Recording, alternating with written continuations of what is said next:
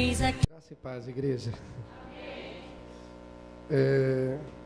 Quantos irmãos abrem as Bíblias no Salmo 127, onde encontra-se o tema que nos foi proposto?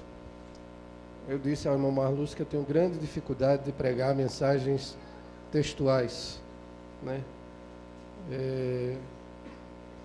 Geralmente a gente costuma pregar mensagens mais expositivas, né? Está aqui o meu co-pastor, que é uma testemunha disso, né? Mas tudo é um desafio, né? E a minha suficiência, eu vou tomar emprestado as palavras do apóstolo Paulo: a nossa suficiência vem de Deus. A Bíblia diz que a Ele compete tanto o querer quanto o efetuar, segundo a sua boa vontade. Eu quero agradecer a Deus, em primeiro lugar, pela oportunidade que nos concede estar aqui, conhecendo mais uma parte do corpo místico de Cristo, da Igreja do Senhor, né? Coluna e baluarte da verdade. Agradecer a confiança do pastor que nos concede o púlpito, convite do meu querido amigo irmão Marlúcio, né? Eu vou pegar emprestado as palavras do meu pastor presidente, que no último sábado dizia lá no Congresso de Mocidade, né? Eu acho que eu estou mais para conselheiro que para pregador, ultimamente. E quando eu cheguei aqui, que o irmão Marlúcio falou sobre o conselheiro, aí foi confirmação, viu, irmão Dazel? Eu acho que eu estou andando mais para conselheiro que para pregador. Mas glória a Deus por isso, não é? Quero dizer para os irmãos que nós não seremos exaustivos, cansativos aos irmãos, mas seremos o mais sucinto possível aqui. O versículo que nos foi concedido como tema fica no Salmo 127, verso 4, não é isso? Diz assim: como flechas na mão do guerreiro, assim são os filhos da mocidade. Em outra versão, na mão do valente são os filhos da mocidade. Já oraram por nós? Os irmãos podem tomar os seus assentos. Eu não me considero um pregador pentecostal, viu, irmãos? Embora eu seja de berço pentecostal, né? Há 20 anos eu confessei Jesus, né? Na Assembleia de Deus, e pela misericórdia de Deus temos servido a Ele até o presente momento. Ele tem nos dado graça, tem sido gracioso para conosco, e por isso estamos de pé. Não me considero um pregador eloquente também, mas nessa noite eu quero crer que um pouco daquilo que temos aprendido nós vamos compartilhar com os irmãos. E eu faço votos de que tudo que nós compartilharmos nessa noite possa de alguma forma ser produtivo, possa de alguma maneira ser edificante para a sua vida. Porque o nosso objetivo aqui não é fazer exposição de conhecimento bíblico-teológico, muito menos trazer para os irmãos algum tipo de abordagem compreensiva sobre qualquer assunto. O meu objetivo nessa noite é pregar a simples palavra de Deus. Ela pode ser simples sem ser simplista, mas o Evangelho é simples, o Evangelho é revelação, e por isso nós temos compreensão pelo poder e iluminação do Espírito Santo das verdades que estão aqui expostas no livro sagrado. É interessante nós observarmos, irmão, e antes de entrar no versículo que me foi sugerido como tema, eu gostaria de falar sobre a importância do livro de Salmos. Diferente do que muita gente pensa, o livro de Salmos não é um livro de fácil interpretação. Geralmente as pessoas olham e dizem: poxa, o livro de Salmos é o livro mais simples, a gente lê e a gente se identifica tanto com ele por causa da linguagem poética que ele tem, por tratar de questões do nosso cotidiano, por levar-nos a uma proximidade mais devocional do que teológica de Deus. Então ele é um livro de fácil compreensão, geralmente é essa a ideia que nós fazemos. Mas o livro de Salmos não é um livro de tão fácil compreensão, porque a poesia hebraica, ela tem alguns segredos, ela tem algumas nuances que diferenciam o significado e a estrutura, o gênero deste livro.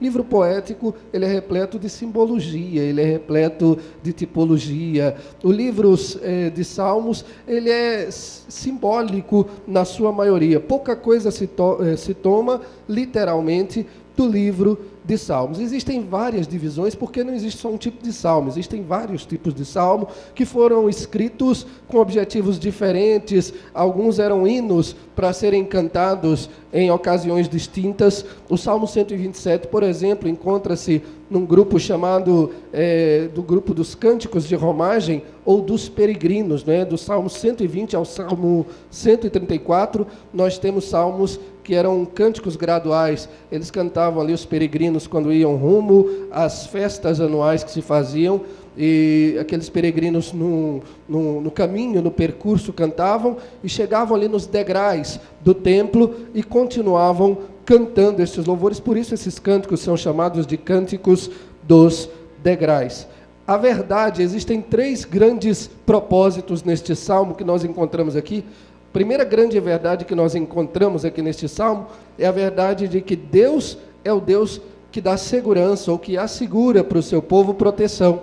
Porque ele já começa dizendo que se o Senhor não edificar a casa, em vão vão trabalhar aqueles que edificam, e que se o Senhor não guardar a cidade, em vão vai vigiar a sentinela. Ou seja, ele é o Deus da segurança, ele é o Deus da prosperidade, porque ele diz que Deus dá aos seus amados ao sono, diferente daquele que trabalha e se afadiga, e o seu trabalho se torna inútil. Ele diz: inútil vos será levantar de madrugada, repousar à tarde, comer o pão de dores, porque Deus dá aos seus amados o sono. Então ele está dizendo que Deus é o Deus que dá real prosperidade ao seu povo. E outra grande verdade contida é a verdade da fecundidade, porque no Antigo Testamento ter filhos era sinal da bênção de Deus. Quando uma família tinha filhos, ela era considerada uma família abençoada, porque Deus prometeu abençoar com filhos aqueles que fossem obedientes aos preceitos da lei de Moisés. E é interessante nós observarmos que a fecundidade era importante. Por quê? Porque eles ganhavam de todas as formas. Quando ele diz no versículo anterior, por exemplo, que os filhos são herança do Senhor, ele não está dizendo simplesmente que nós devemos devotar os nossos filhos ao Senhor, porque foi Deus quem nos deu e de certa forma eles pertencem ao Senhor. Não. A ideia contida nesse versículo vai muito mais além. Existe aqui, nessa passagem bíblica, uma questão também de herança literal. Por quê? Porque a herança no Antigo Testamento, ela era vista como uma recompensa, não é? E os filhos eram herança do Senhor. Por quê? Porque as tribos que mais tinham filhos, mais tinham direitos à terra, por exemplo, mais tinham terras. Aqueles clãs que mais reproduziam, mais tinham terras, etc. Então, por isso ele diz: os filhos são herança do Senhor, né? Quantos mais filhos se tem, mais terra vai se conquistar, e etc. E é por isso que ele coloca aqui. E chega no versículo 4, que nós nos encontramos aqui, quando ele diz que estes filhos que são herança do Senhor, que são bênção do Senhor, eles são como flechas na mão de um valente. Ele diz: esses mesmos filhos que são herança do Senhor, são como flechas na mão de um guerreiro, na mão de um valente. Então ele entra numa linguagem totalmente simbólica, totalmente figurativa. Ele não está dizendo que os filhos são flechas, mas está dizendo que são como, não é? Então nós temos aqui uma figura. E é interessante nós observarmos a importância desse versículo no que tange a questão do papel da flecha. A flecha aqui, ela exerce uma função central, um papel central. Por quê? Porque diversas outras coisas giram em torno da flecha. Por exemplo, o arqueiro que lança a flecha, o arco, não é? O alvo, a aljava, todas estas coisas vão girar em torno da flecha, sendo que ela, na minha opinião, é sim um elemento central desta passagem. Uma das coisas que esse salmo retrata, é uma das coisas que a igreja hoje, inclusive, precisa resgatar nos púlpitos e em suas mensagens, a questão do valor que Deus dá a uma vida familiar abençoada. A bênção do Senhor é que enriquece uma família. A bênção do Senhor é que abençoa um lar, e essa verdade está contida aqui, inclusive os nossos filhos. Esse salmo contém verdades que tanto se aplicam a pais, como se aplicam a filhos. E é muito interessante. Só que nessa noite eu não pretendo trabalhar o âmbito familiar deste salmo. Não é o meu objetivo nessa noite. É interessante nós observarmos que em torno das flechas nós encontramos alguém que as lança. E é o primeiro aspecto que me chama a atenção, irmão Marlúcio. Alguém lança flechas. E eu acho interessante a relação de interdependência que tem que haver entre o valente e entre a flecha. Precisa haver uma relação de interdependência. Por quê? Porque uma flecha não se lança sozinho, não é? E um valente sem flecha também não serve para nada. Qual seria a valia de um valente que não tivesse flecha ou de uma flecha que não seja lançada por um valente? Então existe uma relação de interdependência entre o valente que lança uma flecha. Eu quero aplicar nessa noite a figura do valente, em primeira instância, a Cristo. Cristo, para mim, é o valente por excelência. Sabe por quê, irmão? Porque nós somos flechas lançadas por Cristo. A igreja é a principal flecha que Cristo apostou nela e lançou, e hoje ela está na face da terra propagando o evangelho. Sabe, a igreja ela foi a flecha lançada por Cristo para acertar o alvo, porque o objetivo de uma flecha é acertar o alvo. Jesus Cristo nos enviou, ide por todo mundo, pregai o evangelho a toda criatura. Quem crer e for batizado vai ser salvo, e quem não crer será condenado. A Bíblia diz que nós fomos enviados pelo Senhor a partir do momento que ela diz: não fostes vós que me escolhestes a mim, mas eu vos escolhi a vós, e vos nomeei para que vades e deis fruto, e o vosso fruto permaneça, a fim de que tudo quanto pedirdes ao Pai, Ele vos conceda. Você é uma flecha na mão de Jesus Cristo. Jesus Cristo te enviou, Jesus Cristo te tirou do mundo, te resgatou e te enviou para pregar a mensagem das boas novas, o evangelho do reino a todas as nações. A Bíblia diz: recebereis a virtude do Espírito Santo que há de vir sobre vós, e ser-me-eis testemunhas, tanto em Jerusalém como em toda a Judeia e Samaria, e até aos confins da terra. Você foi enviado por Deus, você é chamado de Deus, você foi escolhido por Deus para cumprir a grande comissão. Nós somos a geração da vez, essa é a nossa vez, essa é a nossa hora de cumprir a chamada do valente que nos envia. É interessante nós entendermos também que o valente se refere a alguém que lança flechas. E eu quero dizer para os irmãos que é bom que os irmãos estejam preparados. Quando a gente prega o evangelho, às vezes a gente fala algumas verdades e a espada corta para todo lado. Corta primeiro para o pregador. E eu sei que ela vai cortar para todo lado aqui nessa noite. Eu quero nessa noite trazer uma palavra também que se aplique a líderes e liderados. Meu objetivo central nessa noite é falar para líderes e liderados, usando esta palavra como base. Eu achei muito interessante os princípios que nós podemos extrair dessa palavra no que concerne a liderança, a líderes e liderados. Preste atenção, meu irmão. O líder é alguém escolhido por Deus, é uma flecha, né? Eu até coloquei lá no meu Facebook, num artigo que eu coloquei sobre o assunto, tá certo? Se vocês quiserem me adicionar, pode adicionar, eu não acho ruim não, tá? Coloquei lá e postei um artigo sobre esse assunto, onde eu abordei e disse ali que toda flecha um dia vai virar valente, vai virar arqueiro, pelo menos no projeto espiritual de Deus. Ninguém vai ser flecha eternamente. O propósito é que a flecha se torne um arqueiro para lançar outras flechas no plano de Deus. Deixe-me fazer entender isso de forma mais clara. Nós vivemos numa geração em que muitos dos nossos líderes perderam a visão do propósito original do próprio Cristo. Se nós pegarmos o modelo de Cristo para a igreja, não é? Eu não estou aqui fazendo apologia, não sou contra, não quero colocar aqui nenhum tipo de apologia, a questão das células ou do G12, etc., longe de mim. Quando eu falo do modelo dos 12 aqui, por exemplo, eu não estou fazendo apologia às células, nem favorável, nem contra, não é o meu objetivo entrar nessa polêmica, pelo menos nesse presente momento, mas em outra ocasião a gente está aberto para isso, tá certo? É interessante nós observarmos que no modelo de Cristo, Cristo vai escolher 12 homens. 12 homens ele vai escolher e vai enviar 12 homens que mais na frente vão se tornar apóstolos, formadores de líderes que também vão enviar. Isso é um princípio bíblico e neotestamentário. O líder precisa ter uma visão de formador. Eu entendo que nos dias em que nós vivemos em crise por quê? Porque existem líderes, existem valentes, existem arqueiros nos dias de hoje que não formam mais ninguém. Querem manter flechas dentro da aljava. É óbvio que toda flecha tem um tempo para sair da aljava. Ela precisa sair no tempo em que for necessário, isso é óbvio. E o líder precisa ter a visão exata do momento ideal em que essa flecha deve ser lançada. A Bíblia dá um exemplo lá em Atos capítulo 13, dos versículos 1 ao versículo 3, de Paulo e Barnabé, por exemplo.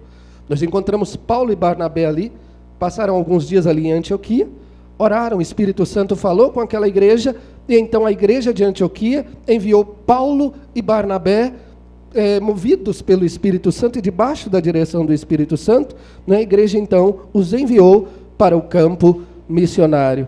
Nós temos uma crise de líderes que formam obreiros capazes de serem enviados. A geração em que nós vivemos tem mais caciques do que líderes, não é? Por quê? Porque nós temos uma crise de liderança. Ser líder não é ser cacique. Isso não serve só para pastor, serve para líder de mocidade, líder de departamento que está aqui, qualquer líder. Essa palavra se aplica a você nessa noite também, como a mim. Deixa eu te dizer uma coisa, Deus precisa de líderes que não sejam egoístas. Existem líderes que querem manter flechas sempre dentro da sua aljava, mas chega um momento em que a flecha tem que ser lançada, meu irmão. Chega um momento em que você tem que ter visão de Deus para que o seu liderado cresça, sabe? Chega um momento em que Deus vai enviá-lo sim, como um dia te enviou também.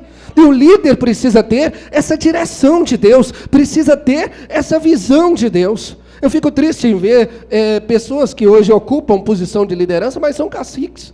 Eu sempre costumo diferenciar, irmão Marlúcio, o líder do cacique. O líder, para mim, é uma pessoa que não tem dificuldade de estar à frente e administrar qualquer projeto. Por quê? Porque ele influencia as pessoas. Ele conquista as pessoas. O líder, ele é um verdadeiro conquistador.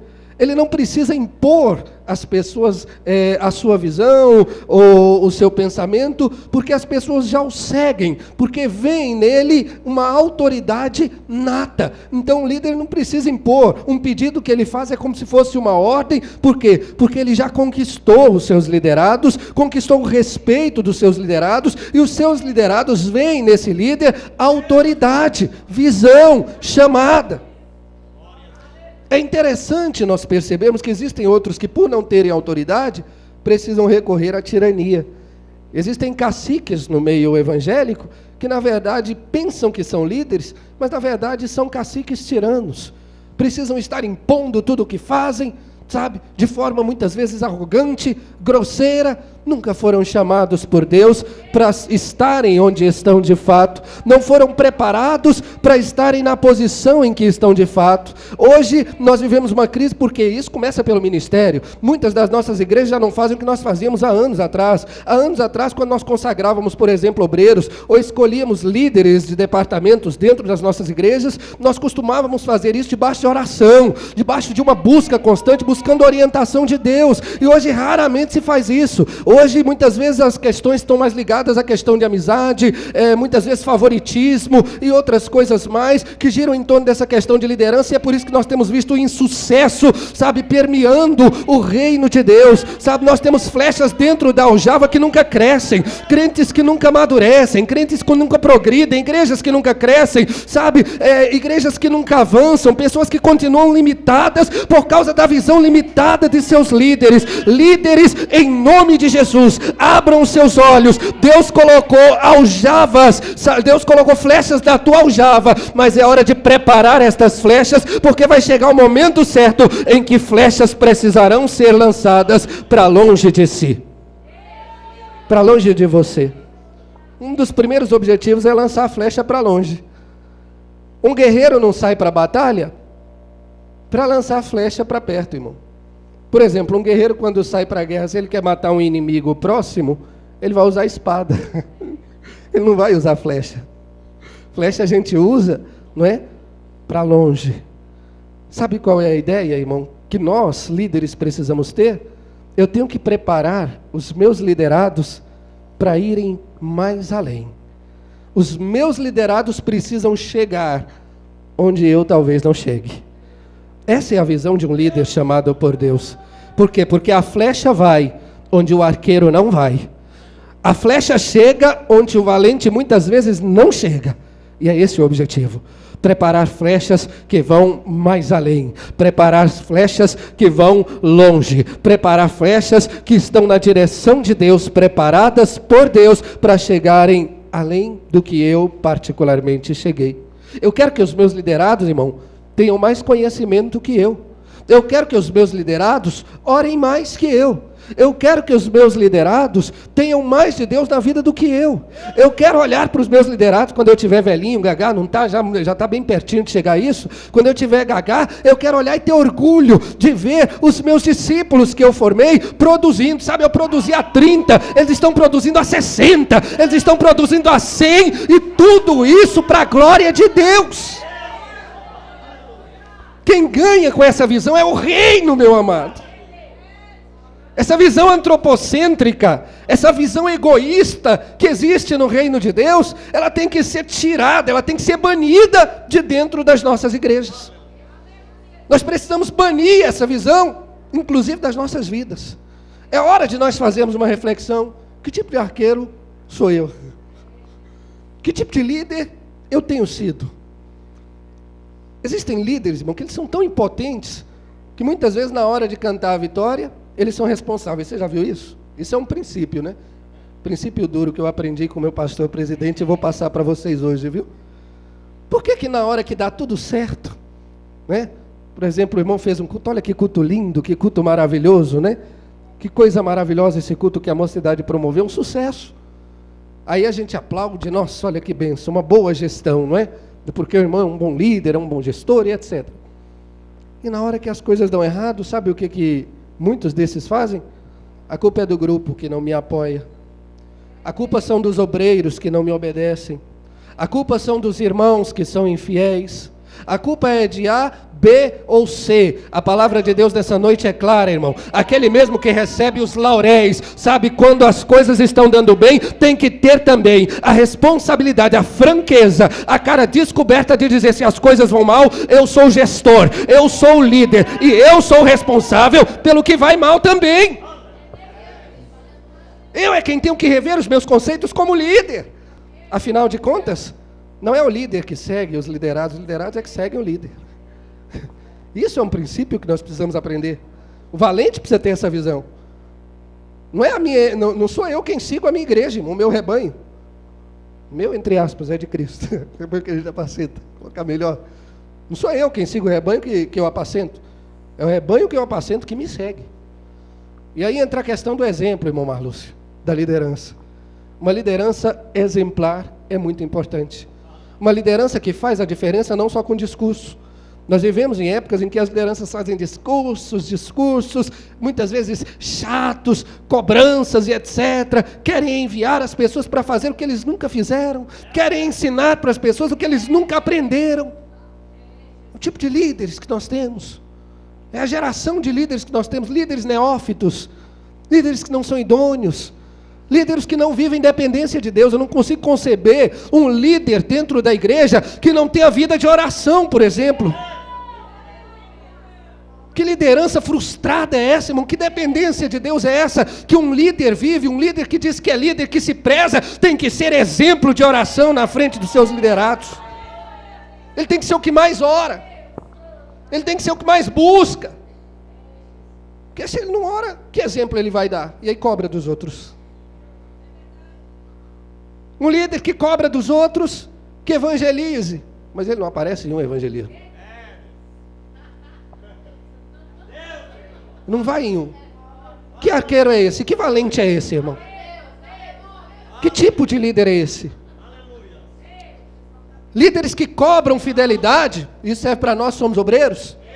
Para nós, né, pastor Dazel? A carapuça cabe bem para nós, e eu assumo toda a responsabilidade. Líderes, irmão, que exigem fidelidade da igreja são os mais infiéis. Nós temos vivido isso, né, irmão? Nós temos visto isso em várias igrejas. Líderes infiéis, nas mínimas coisas, irmão. Nos dízimos, por exemplo, né?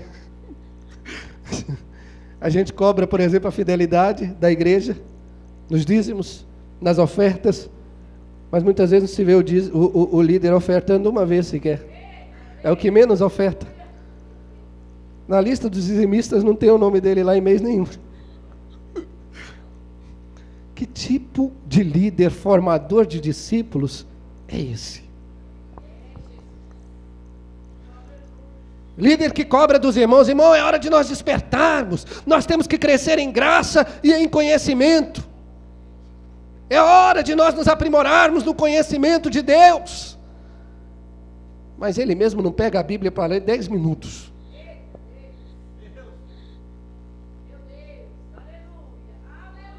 É por isso que nós temos visto o reino de Deus padecer tanto. Eu quero crer que Deus quer levantar uma geração de líderes comprometidos de verdade. Deus quer trazer uma geração de líderes, daqueles que muitas vezes não são vistos. Eu tenho investido, irmão, naquelas pessoas que muitas vezes a gente não vê nada nelas. Uma estratégia que Deus tem me dado desde quando eu era pastor, lá no outro lado do sol nascente. Sabe aquela pessoa que Deus olha assim, ninguém dá nada por ela, e Deus fala, vai lá e investe nele. Porque existem aqueles que se acham líderes, mas na verdade não são nada, porque um líder você conhece pelo fruto do trabalho. Líder que é líder, a gente conhece pelo fruto do seu trabalho, líder que tem chamada. Eu não consigo conceber um líder que diz que tem chamada e tudo que vai para a sua mão mirra. Outros têm até chamada, mas não é chamada porque está fazendo. Nós temos peças importantes dentro da igreja, mas nos lugares errados. Flechas lançadas para alvos errados. Em direções erradas. O líder, ele precisa ter visão, irmão, do alvo clara, porque quem lança a flecha é o líder. Quem lança a flecha é o valente, então ele tem que ter visão clara do alvo. E ele tem que ajudar os seus liderados a descobrirem a sua vocação, a descobrirem a sua chamada. Só que para isso o líder tem que ter visão. Um líder sem visão, ele não sabe nem da chamada dele. Ele tem dúvida até concernente à sua chamada, que se dirá a chamada dos seus liderados. E ele é quem deve, de fato, descobrir, no meio do povo, qual é a chamada dos irmãos, a vocação dos irmãos e ajudá-los, porque é ele quem lança a flecha. As flechas estão na sua aljava. Ele é o valente. Por outro lado, é importante nós entendermos, estou pensando que a chicotada vai ser só para líder, né? Calma aí, viu? Por outro lado, a gente tem que entender a responsabilidade da flecha também. Flecha tem que estar dentro da aljava, viu, irmão? É o primeiro princípio. Lugar de flecha, dentro da aljava, porque dentro da aljava é o lugar da preparação. E ela tem que estar entre outras. Aprendendo entre outras. Porque para ser lançada, primeiro ela precisa ser preparada. Posso lançar uma flecha de qualquer forma? Existem características de uma flecha para que eu tenha êxito quando eu a lançar. Ela precisa ser limpa, ela precisa ser reta, ela precisa ter alvo definido, né, dentre outras coisas.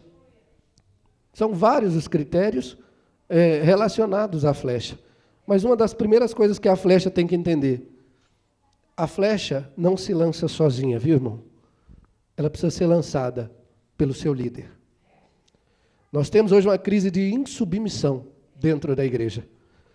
Pessoas que se insurgem contra as suas lideranças, se levantam contra os seus líderes e querem agir por iniciativa própria.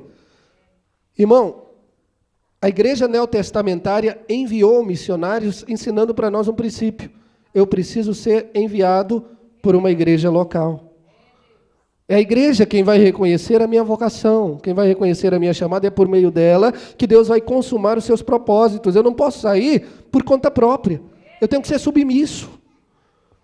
Tem gente que quer ser líder, né? Perguntar quem quer ser líder? Muita gente quer. Só que para ser líder, irmão, também tem que aprender a ser servo. Os melhores líderes são aqueles que aprenderam a servir. Eu não conheço um bom líder que primeiro não tenha sido um bom servo. Os bons servos são aqueles que servem. É igual quando você pega um obreiro, por exemplo, você pega um diácono que serve bem. Aquele diácono que quer estar presente em tudo, quer fazer tudo, participa, está ali no dia da Santa Ceia, quer montar a mesa, sabe? Ele quer tirar o feto, ele quer fazer isso no batismo, ele quer estar lá ajudando e etc. Quando ele for líder, ele vai saber ensinar melhor. Porque ele aprendeu a fazer determinadas coisas nos mínimos detalhes. Aquele que ficou mais afastado, aquele que ficou mais distante, pode até chegar a ser líder, mas vai ter dificuldade de ensinar na prática determinadas coisas, porque ele não aprendeu. A flecha tem que valorizar o tempo do seu aprendizado. Poxa, eu queria sair da aljava, pastor. Eu não estou aguentando mais ficar dentro da aljava. O tempo de Deus vai chegar para a sua vida. mas você precisa ser enviado. É o seu líder quem vai perceber se tem visão de Deus, qual é o tempo de Deus para a tua vida. Seja submisso. Isso é um princípio bíblico. Outra coisa interessante que a gente percebe também em relação a essa temática. A flecha, ela precisa entender a sua interdependência do líder. Irmão, igreja é corpo. Hoje nós vivemos uma crise de amor à liderança. No meu tempo eu não sei se, eu não sou tão velho assim, viu? Mas no meu tempo, irmão, a gente tinha e eu tenho até hoje, os irmãos que me conhecem mais de perto sabem, o amor que eu tenho pelo meu pastor. Eu não escondo em lugar nenhum. Sabe, é um homem digno de todo respeito. Eu tenho um respeito enorme pela figura do meu pastor. Para mim, ele é um exemplo, meu pastor presidente, a ser seguido em vários aspectos. E eu louvo a Deus todos os dias pela vida do meu líder maior. Como eu tenho aprendido com ele. E hoje a gente vive uma crise em que as flechas parecem que vivem uma relação, sabe, muito independente dos seus líderes, muito distante. Sabe, eu não consigo conceber um crente que não ama o seu pastor. Por exemplo, uma igreja que não ama o seu pastor. A Bíblia diz, irmão, que nós temos que ter em estimada honra aqueles que presidem sobre nós no Senhor, sabe? A Bíblia diz que nós devemos obedecê-lo, ou obedecê-los, para que eles façam a obra de Deus não gemendo, mas com alegria. Esse espírito de rebelião que tem entrado dentro das nossas igrejas, ele tem que sair, em nome de Jesus Cristo. Tem que sair. Aprenda a amar seu líder. Aprenda a orar pelo seu líder. Aprenda a estar junto do seu líder. Aprenda a ouvir os bons conselhos que seu líder tem lhe dado. Sabe por que tem muito crente, com licença do termo, que quebra a cara, literalmente? E eu já vi muito. É porque ele não ouve líder. Ele faz as coisas independentemente. Às vezes, quando ele vai lá falar para o líder, ele já vai com a decisão tomada. Pastor, é o seguinte, eu tomei essa decisão e vim da ciência. Mas, irmão, por quê? Me explica a sua decisão só para eu entender. Não, pastor, está tomado, ponto e basta. Passa pouco tempo, lá vem ele. Pastor, o senhor me aceita. Pastor, deu tudo errado. Aí vai viver um problemão que poderia ter evitado, porque não entendeu esse princípio.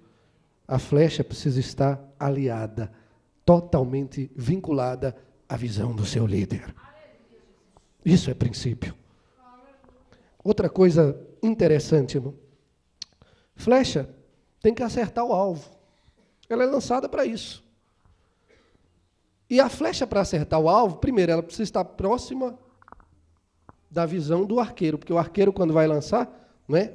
Geralmente ele dá aquela puxada na flecha para próximo da sua visão, não é isso? Para depois lançá-la. A flecha precisa estar próxima da visão do valente que vai lançá-la, da visão do líder que vai lançá-la.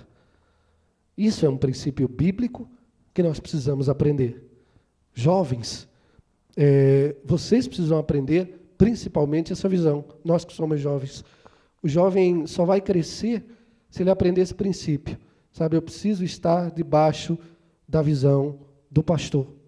Nós temos uma geração de jovens que muitas vezes se insurge, sabe, se levanta com, eu não aceito a visão desse pastor. E eu digo, irmão, aprenda a viver debaixo da visão do teu líder. Eu posso lhe garantir uma coisa, irmão. Tem muita coisa que eu não concordo com o meu líder, por exemplo, mas eu sempre fui submisso a todas as recomendações dele. Sabe por quê? Porque até hoje eu tenho sido abençoado por ter sido submisso. Até hoje eu tenho crescido por ter sido obediente. Então o segredo do crescimento está em aceitar, crer, se submeter e seguir a visão de um líder. Já estamos encerrando. Preste atenção. Outra coisa interessante que eu percebo, a flecha precisa ser limpa, né? Era um hábito, inclusive, no Antigo Testamento, de que eles limpassem as flechas antes de as lançarem. Tem flecha, irmão, que quer ser lançada suja. Isso é um princípio pesado, viu, irmão? Pesado de tratar se a gente for aplicar. Tem crente, irmão, que acha que ele pode fazer a obra de Deus de qualquer maneira. Virou bagunça, sabe a coisa? Agora eu posso ir lá e posso fazer, e Deus vai acontecer, e etc. E eu posso estar da forma que eu tiver, que Deus me usa assim mesmo. Eu posso fazer o que eu bem entender, porque Deus com certeza me ama e vai me honrar. Santifica o teu vaso, irmão, para uso do Senhor. Não pense você que Deus tem compromisso com profano, impuro, devasso, lascivo. Deus não tem compromisso com esse tipo de vaso. Esse tipo de flecha não pode ser lançada pelo Senhor. Não está pronta. Ela primeiro precisa ser purificada, santificada, consagrada. Vamos para a prática disso? Posso descer um pouquinho, pastor? Chegar perto do povo aqui? Irmãos, como é que eu me purifico? Quais são os meios de santificação bíblicos? Meios de santificação bíblicos. Biblicamente, o primeiro meio de santificação é a palavra. A Bíblia diz, vós fostes limpos pela que vos tenho falado, disse Jesus, não é?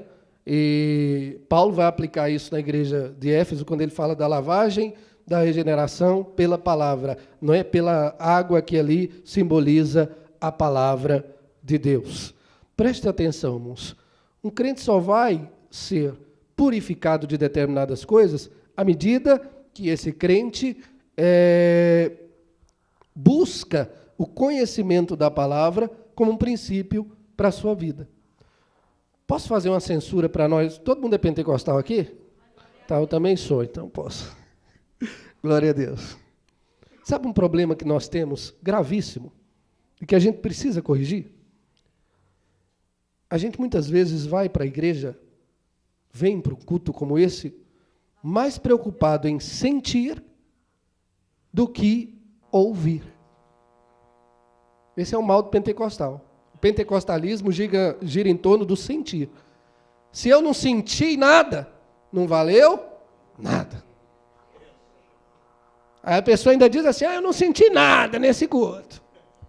Não é assim? É ou não é, irmãos? Fala a verdade. É ou não é, irmão? Nós somos assim ou não somos? Eu não estou desmerecendo aqui a questão do sentir. Eu estou querendo colocar uma ordem de prioridade. Biblicamente, o mais importante, irmão, não é o que eu sinto. Biblicamente, o mais importante é o que eu sei. A fé, ela é racional. Eu preciso compreender o Evangelho.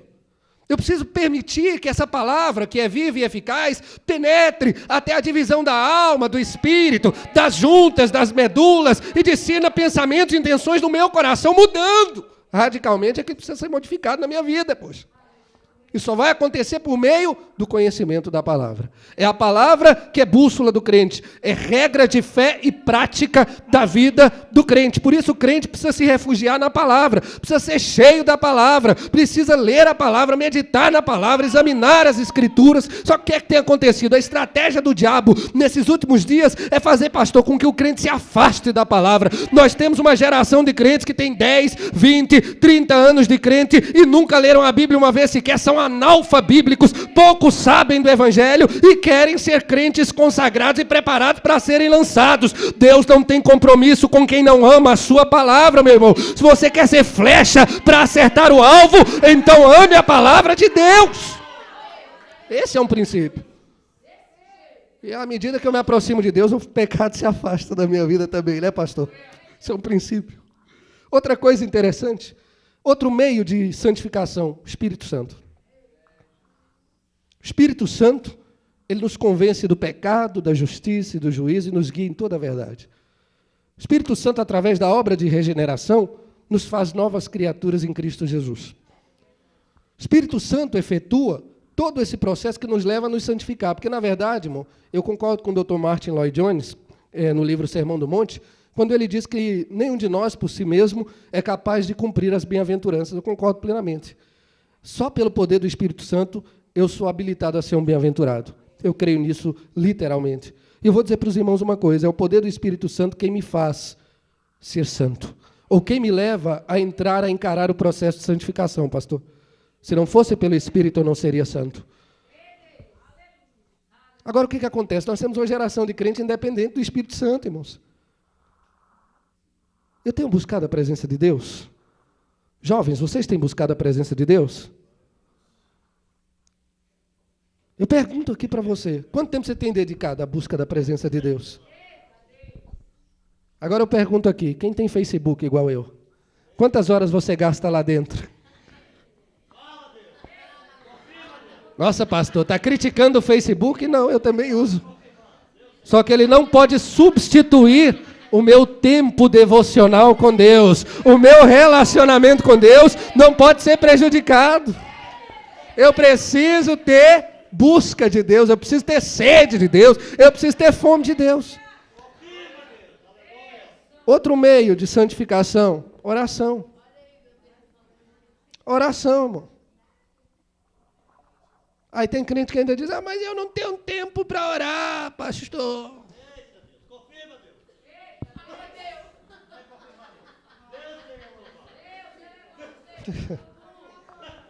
Olha, eu não tenho tempo, não é assim?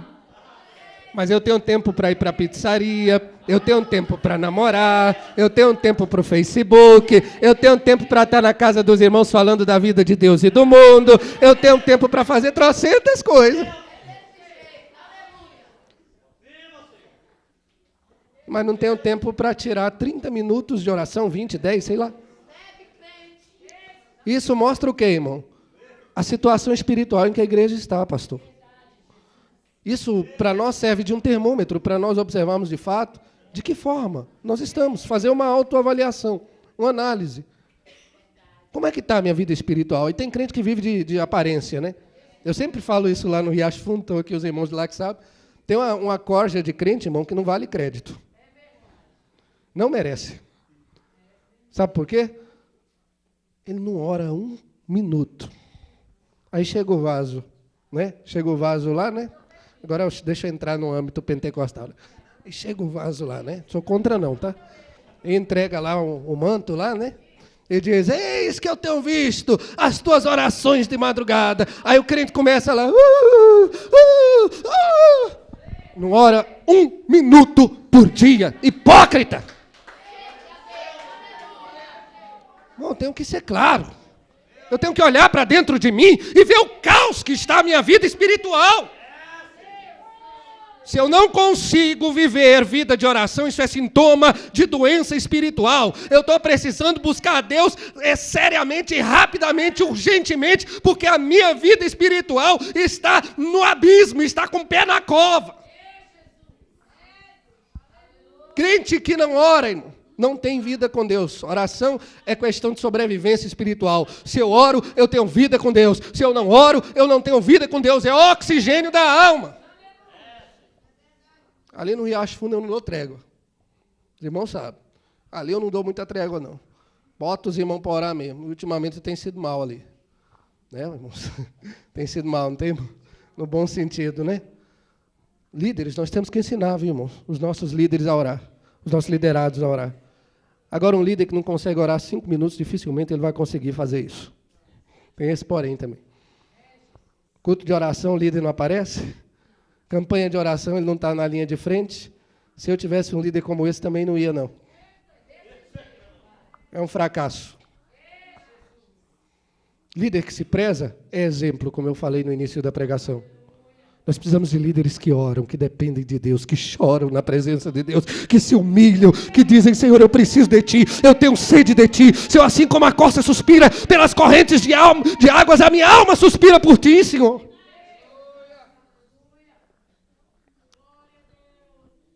Flechas limpas, por meio de todos os meios de santificação. Por fim, flechas retas. Você já viu uma flecha torta, irmão? Uma flecha torta alcançaria o alvo, irmão? Alcançaria? Já tentou, irmão Marlúcio, lançar uma flecha torta? Você já tentou, pastor? O senhor já tentou? Tem líder que tenta, você sabia? Você sabia? Tem uns líderes corajosos que estão lançando flecha torta para todo lado. Dia desse eu recebi notícia por aí, né, irmão Rosilene? Que tinha líder lançando flecha, até consagrando obreiro aí amaziado.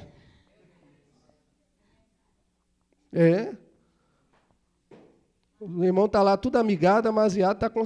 Ah, irmão, Jesus está chamando todo mundo, agora bagunçou geral mesmo.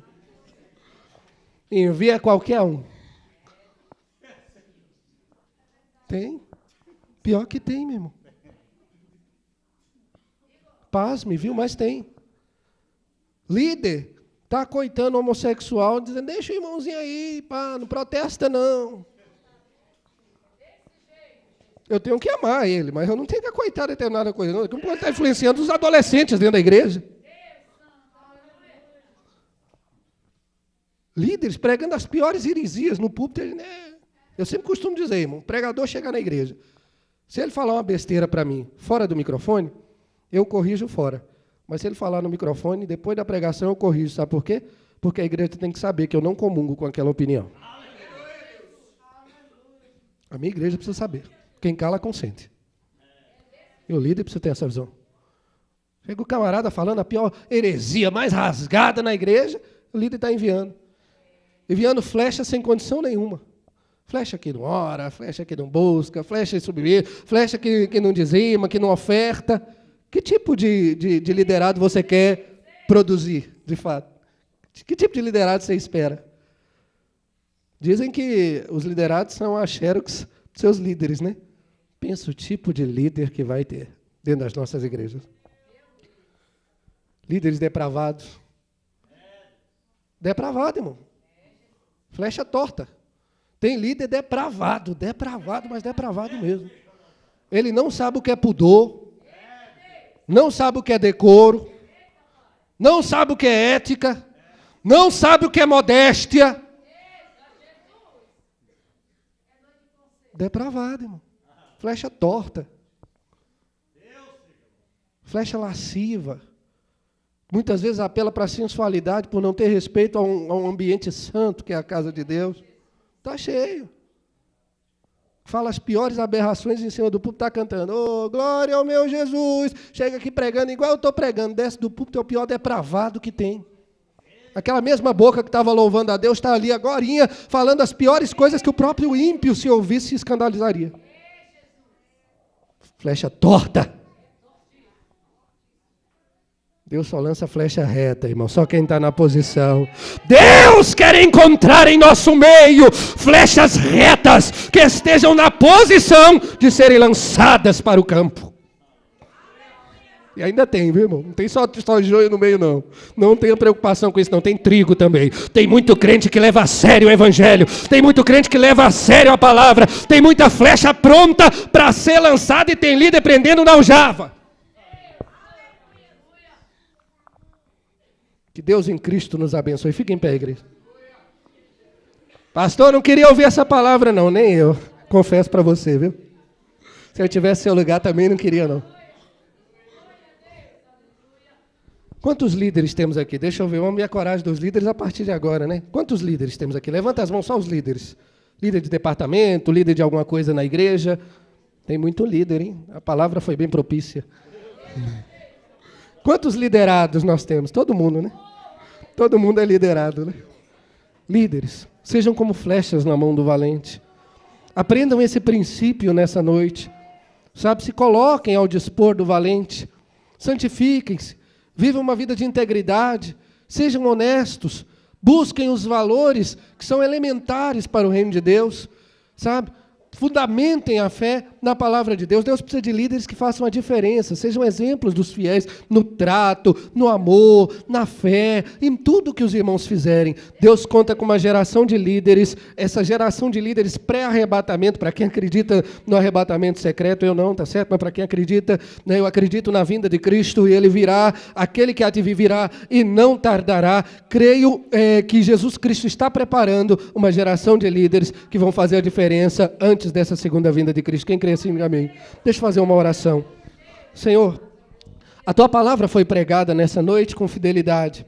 E eu peço, Senhor, que esta palavra ela possa ser como flecha a acertar o alvo nessa noite. Meu Deus, que líderes e liderados possam ter sido alcançados pelo poder da Tua palavra.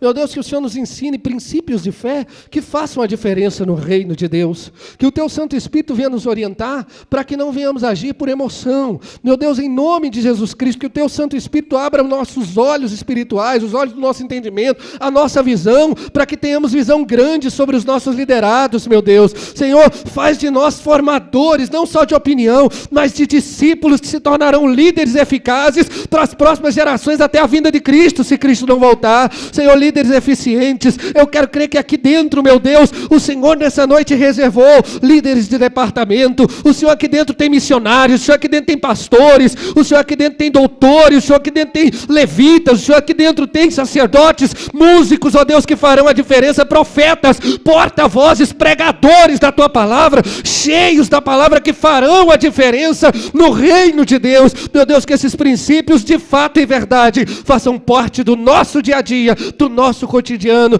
da nossa realidade de vida cristã. É o que eu te peço grato, em o nome de Jesus, e que assim seja. Amém e amém. Muito obrigado. Sonda-me, Senhor, e me conhece.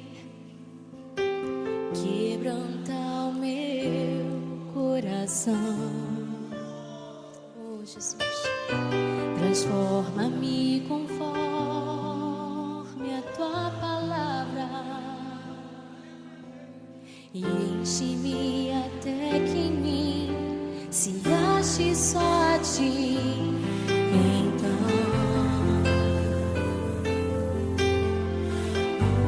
usa-me, Senhor,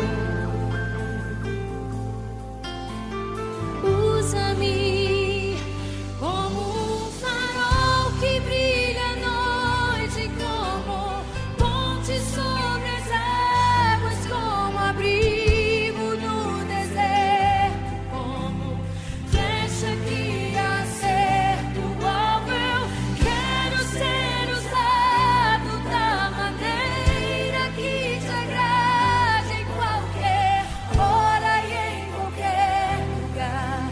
Eis aqui a minha vida, usa-me, Senhor, usa-me. Sonda-me, Senhor, e me conhece. Quebranta o meu coração. Transforma-me conforme a Tua palavra e enche-me até que em mim se ache só a Ti.